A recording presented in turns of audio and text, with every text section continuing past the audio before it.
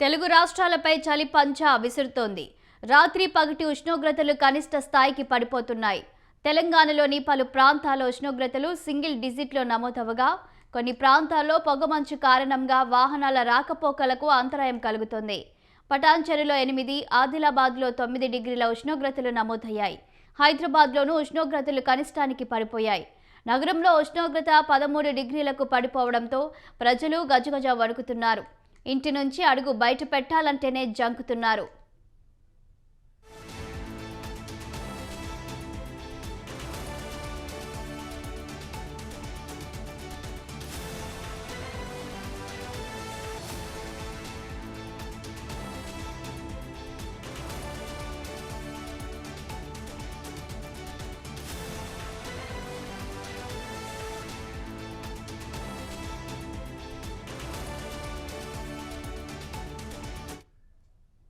నిలువ నీడ లేక ఫుట్పాత్లపై పడుకునే వారి పరిస్థితి అయితే దయనీయంగా మారింది.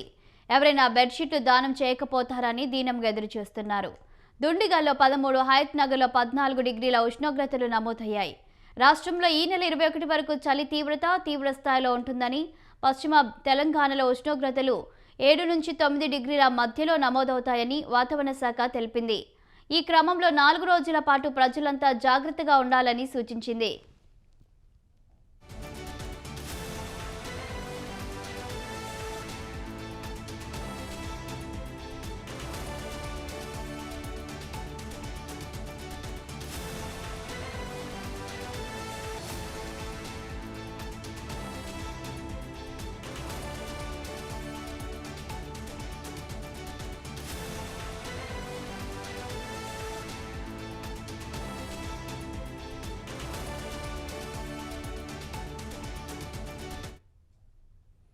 ఏపీలోనూ చలి తీవ్రత రోజురోజుకు పెరుగుతుంది.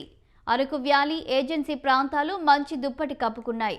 లంబసింగి, అరకు పరిసర గ్రామాల్లో ఉష్ణోగ్రతలు సింగిల్ డిజిట్కు పడిపోయాయి. 2 నుంచి 5 డిగ్రీల లోపు ఉష్ణోగ్రతలు నమోదవుతుండటంతో ఏజెన్సీ ప్రాంతాల ప్రజలు వణికిపోతున్నారు.